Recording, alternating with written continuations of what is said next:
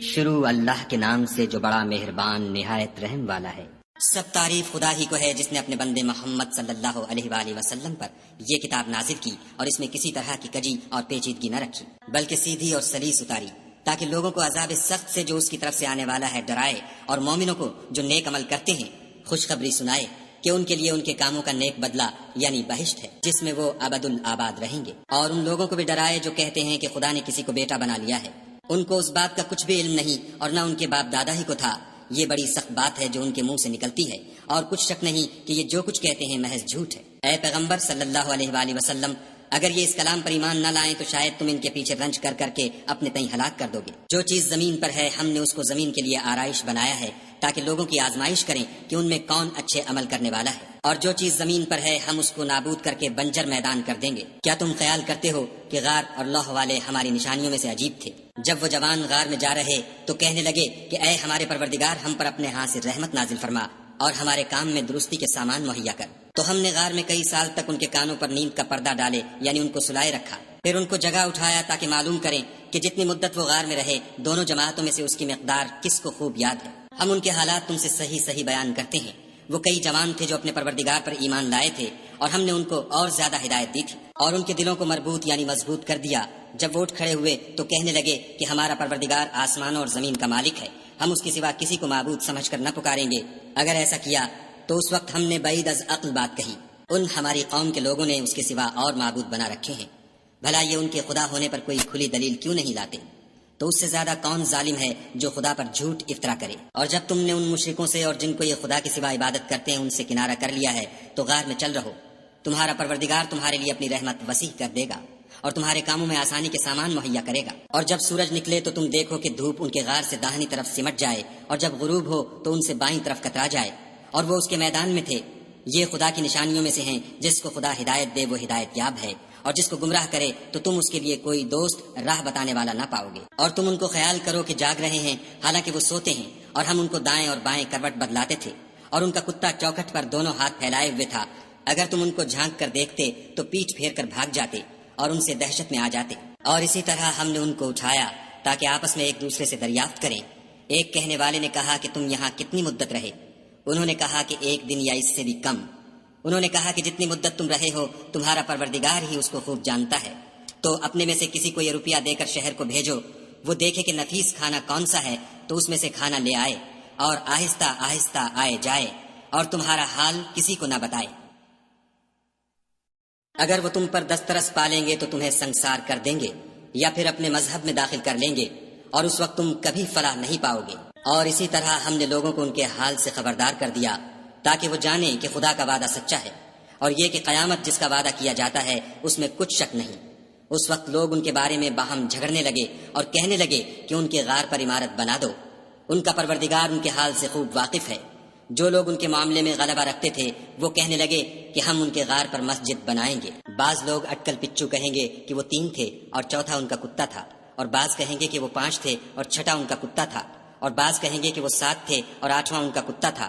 کہہ دو کہ میرا پروردگار ہی ان کے شمار سے خوب واقف ہے۔ ان کو جانتے بھی ہیں تو تھوڑے ہی لوگ جانتے ہیں، تو تم ان کے معاملے میں گفتگو نہ کرنا مگر سرسری سی گفتگو، اور نہ ان کے بارے میں ان میں سے کسی سے کچھ دریافت ہی کرنا،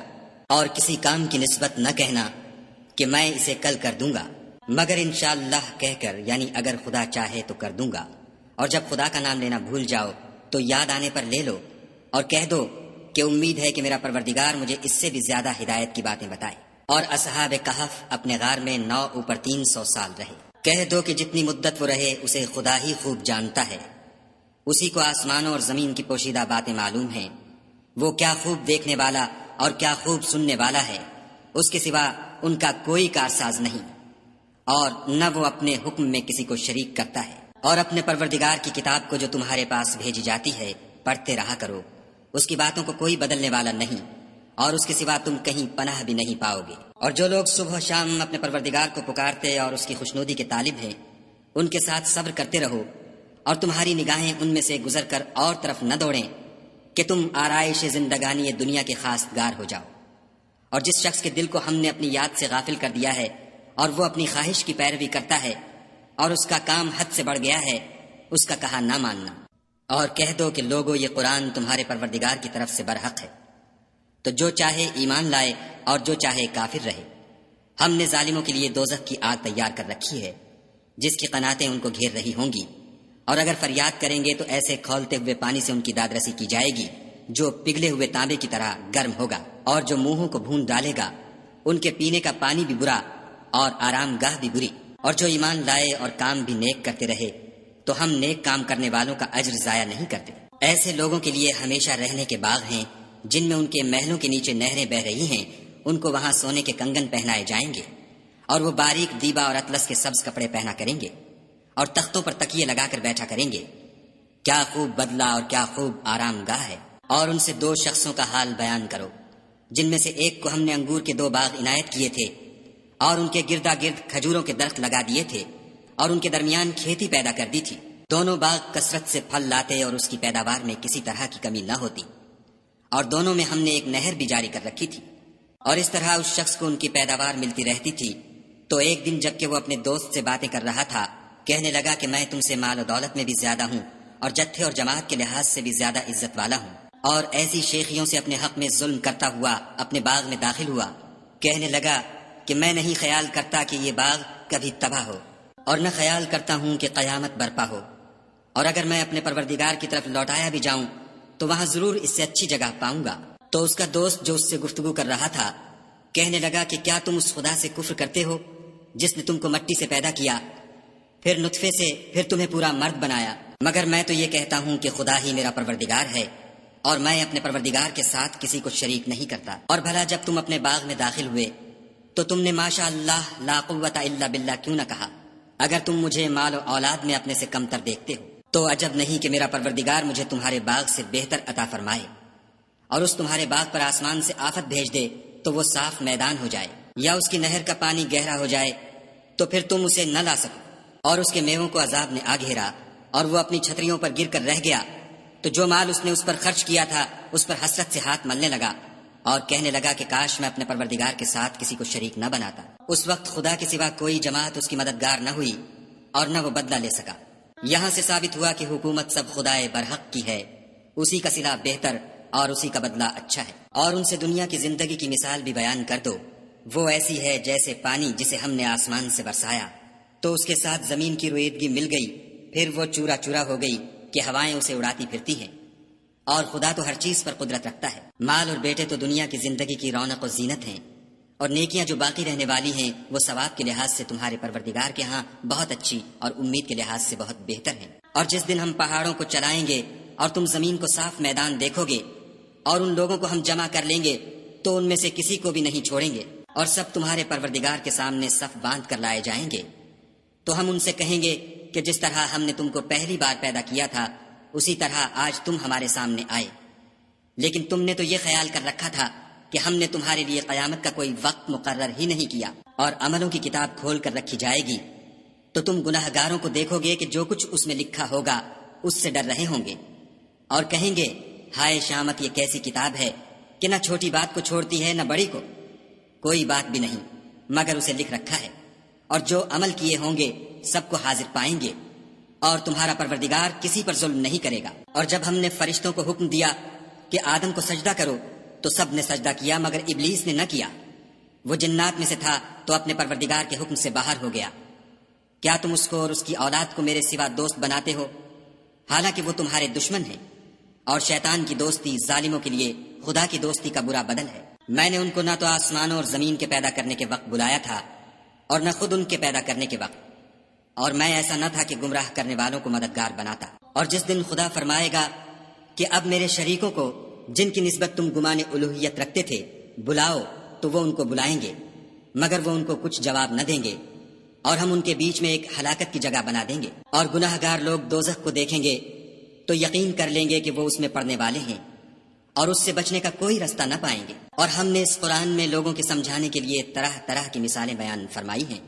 لیکن انسان سب چیزوں سے بڑھ کر جھگڑالو ہے۔ اور لوگوں کے پاس جب ہدایت آ گئی تو ان کو کس چیز نے منع کیا کہ ایمان لائیں اور اپنے پروردگار سے بخشش مانگیں،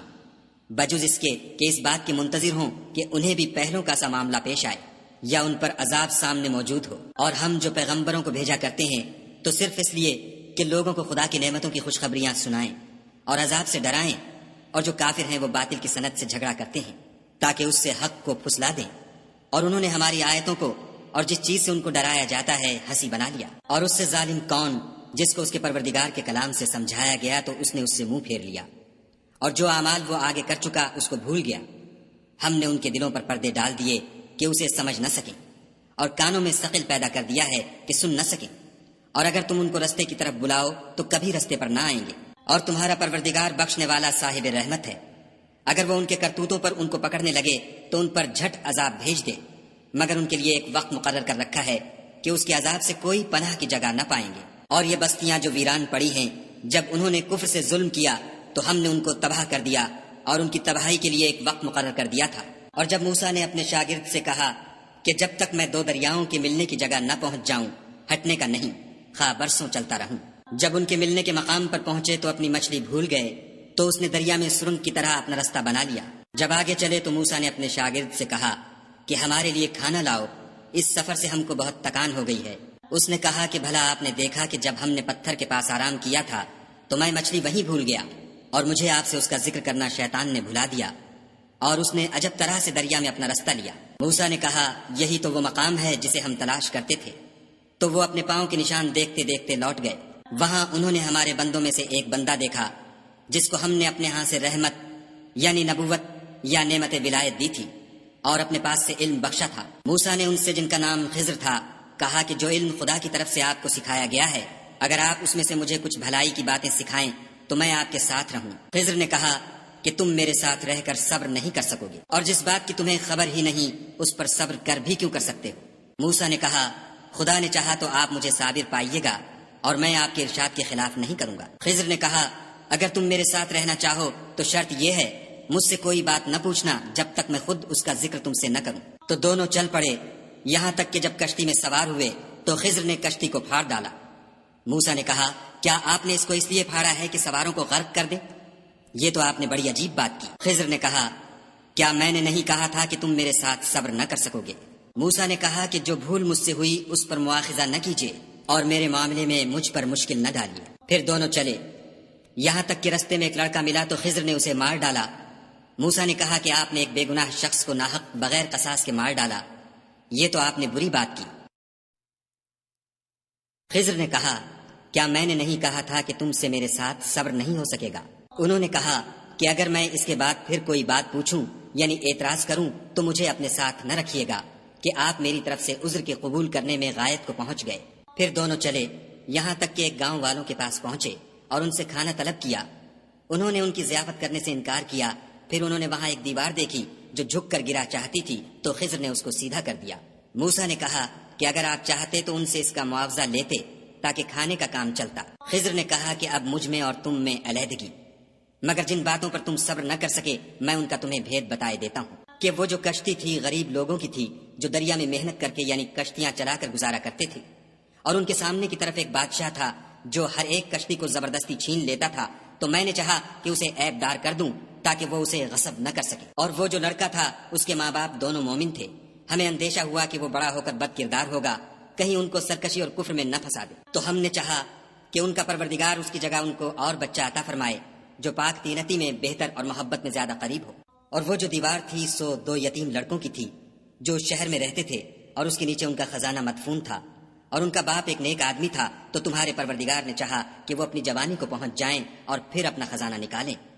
یہ تمہارے پروردگار کی مہربانی ہے اور یہ کام میں نے اپنی طرف سے نہیں کیے، یہ ان باتوں کی حقیقت ہے جن پر تم صبر نہ کر سکے۔ اور تم سے ذوالقرنین کے بارے میں دریافت کرتے ہیں، کہہ دو کہ میں اس کا کسی قدر حال تمہیں پڑھ کر سناتا ہوں۔ ہم نے اس کو زمین میں بڑی دسترس دی تھی اور ہر طرح کا سامان عطا کیا تھا، تو اس نے سفر کا ایک سامان کیا، یہاں تک کہ جب سورج کے غروب ہونے کی جگہ پہنچا تو اسے ایسا پایا کہ ایک کیچڑ کی ندی میں ڈوب رہا ہے، اور اس ندی کے پاس ایک قوم دیکھی۔ ہم نے کہا ذوالقرنین تم ان کو خواہ تکلیف دو خواہ ان کے بارے میں بھلائی اختیار کرو، دونوں باتوں کی تم کو قدرت ہے۔ ذوالقرنین نے کہا کہ جو کفر و بد کرداری سے ظلم کرے گا اسے ہم عذاب دیں گے،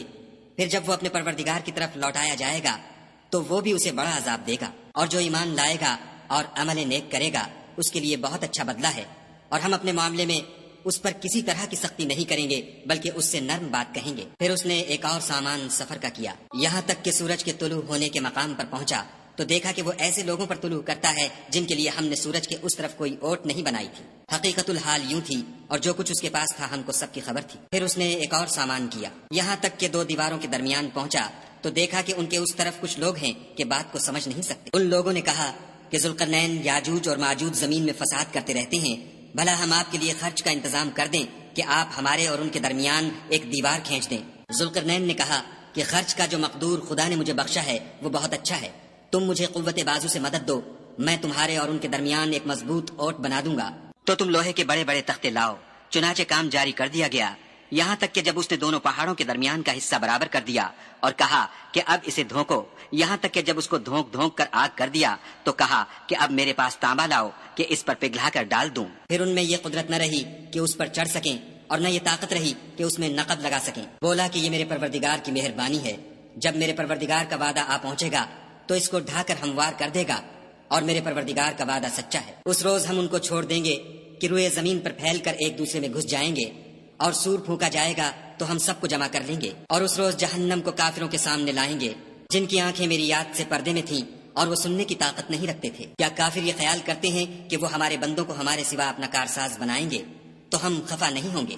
ہم نے ایسے کافروں کے لیے جہنم کی مہمانی تیار کر رکھی ہے۔ کہہ دو کہ ہم تمہیں بتائیں جو عملوں کے لحاظ سے بڑے نقصان میں ہیں، وہ لوگ جن کی صحیح دنیا کی زندگی میں برباد ہو گئی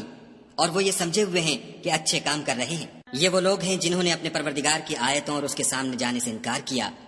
تو ان کے اعمال ضائع ہو گئے، اور ہم قیامت کے دن ان کے لیے کچھ بھی وزن قائم نہیں کریں گے۔ یہ ان کی سزا ہے، یعنی جہنم، اس لیے کہ انہوں نے کفر کیا اور ہماری آیتوں اور ہمارے پیغمبروں کی ہنسی اڑائی۔ جو لوگ ایمان لائے اور عمل نیک کیے ان کے لیے بہشت کے باغ مہمانی ہوں گے، ہمیشہ ان میں رہیں گے اور وہاں سے مکان بدلنا نہ چاہیں گے۔ کہہ دو کہ اگر سمندر میرے پروردگار کی باتوں کے لکھنے کے لیے سیاہی ہو تو قبل اس کے کہ میرے پروردگار کی باتیں تمام ہوں سمندر ختم ہو جائے، اگرچہ ہم ویسا ہی اور اس کی مدد کو لائیں۔ کہہ دو کہ میں تمہاری طرح کا ایک بشر ہوں، البتہ میری طرف وہی آتی ہے کہ تمہارا معبود وہی ایک معبود ہے۔ تو جو شخص اپنے پروردگار سے ملنے کی امید رکھے چاہیے کہ عمل نیک کرے اور اپنے پروردگار کی عبادت میں کسی کو شریک نہ بنائے۔